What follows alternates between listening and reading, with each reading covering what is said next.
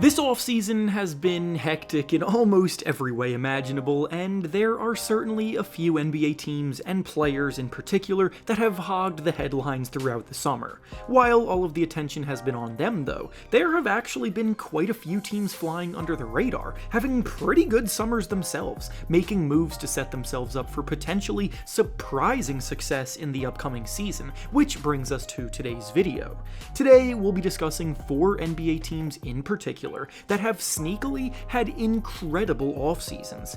These are not the obvious choices for discussions like this, where the big-name players and big-time franchises get all of the attention. These are the teams that are more low-key in the eyes of most fans.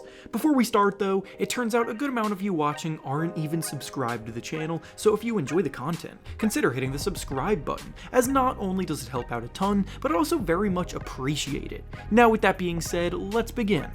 The first team we'll be discussing that sneakily had a really good offseason this summer is the Memphis Grizzlies. The Grizzlies have been a team over the last few years that you could argue were actually getting a big head start on their timeline. The presence of Morant almost immediately boosted this young group to the top of the Western Conference standings, finishing as the 2 seed in back-to-back years. And when you start finding that level of success so soon, the expectations start to get loftier. The fact that they've only won 1 playoff series in the last 3 seasons, despite their strong regular season finishes, has left a sour taste in the mouths of some fans though, and they're entering a point in their progression where title contention should actually start to be their realistic priority, but in order to actually get there, they needed a bit of a culture shift. That, I believe, is exactly what they went out and accomplished this offseason, and it's why they are included in this list today. Dillon Brooks, no matter what you think of him as a player, was way too big of a distraction, and his production on the floor did not warrant it.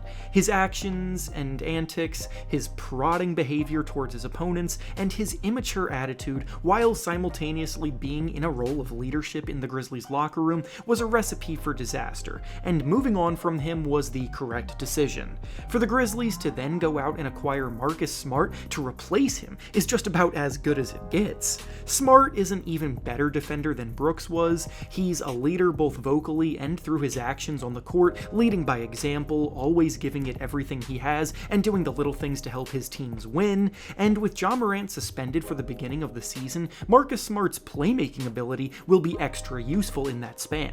The Grizzlies also took care of Desmond Bane with a contract extension, locking him up for the foreseeable future, and I also even like the addition of Derrick Rose as another veteran to be in the locker room. The Grizzlies are still a young and talented team, and they finally seem to be buckling down, prioritizing what matters most. The next team we'll be discussing today that had a sneakily great offseason this summer is the Dallas Mavericks. Now, if you've been consistently watching my videos throughout the course of the summer, you probably saw this inclusion coming a mile away because I've been very vocal about how much of a fan I am of the Mavericks offseason moves. The way last season ended in Dallas was nothing short of a disaster, missing both the playoffs and the play-in tournament, and this offseason had the chance to end in further disaster based on the risk they took on. However, once they successfully managed to re-sign Kyrie Irving and do so on a deal worth less than the Supermax, makes it one of the best values of the summer, and they got things started on the right foot with it. With their star pairing of Luka Doncic and Kyrie Irving now retained, they then shifted their focus to addressing their pretty horrific defense that finished in the bottom 5 of the league post-All-Star break when their decline began. Christian Wood was a good player for them last year, but his defense has, throughout the course of his career, been a pretty big negative, and it's why to this day Wood probably remains unsigned. I'm not saying he'll be unsigned forever, but the defense is that worrisome.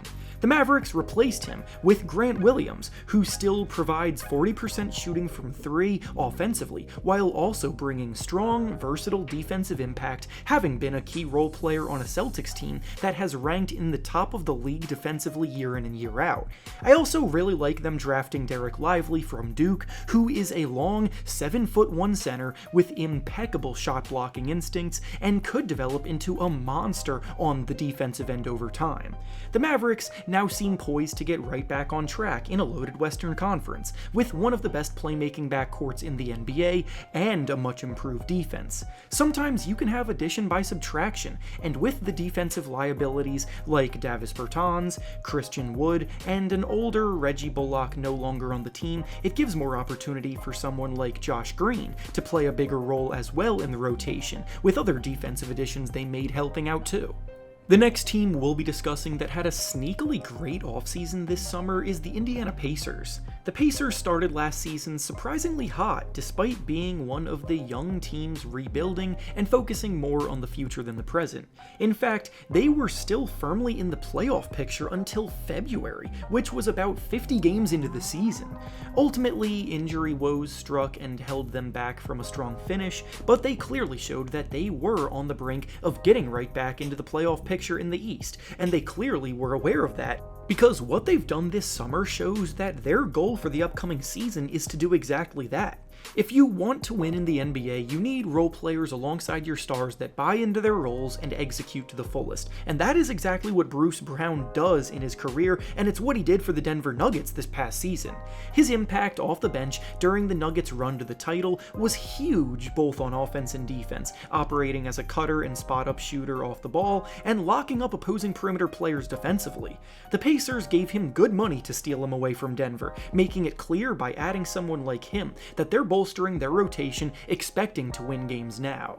Then the Pacers took a flyer on Obi Toppin, who the Knicks dumped for just 2 second-round picks in return, and while Toppin hasn't quite lived up to the hype since being drafted, he'll likely get more of an opportunity to play a consistent role in Indiana.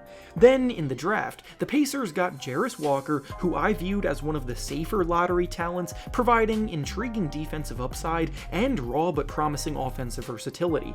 It was just solid move after solid move for Indiana, so don't be surprised to see them sneak into the playoffs this season.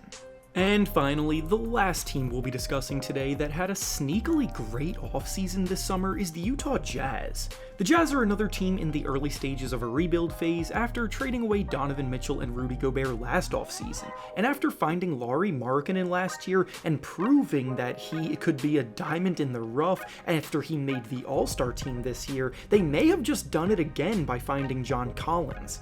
John Collins started his career very strong, and in his second season was averaging a very efficient 22 points and 10 rebounds per game. Since then, though, his production has taken a noticeable dip, and Collins himself has been requesting a trade for a while, so the fact that the Jazz were able to pick him up from the Hawks by giving up only Rudy Gay in a second-round pick makes him the ultimate buy low candidate. Lauri Markkanen was on a similar trajectory before the Jazz extrapolated his fullest potential last season, so if they can do something similar with Collins and get him back to the way he was playing in the first few years of his career, then they may have just made the trade of the offseason. Then, in the draft, the Jazz knocked it out of the park, drafting 2 players in Taylor Hendricks and Keontae George.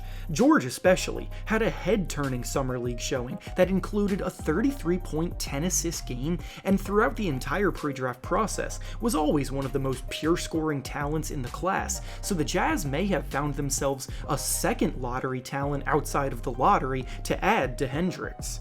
Overall, they've been nailing every decision lately for a team in the position that they're in, and their rebuild is well on its way.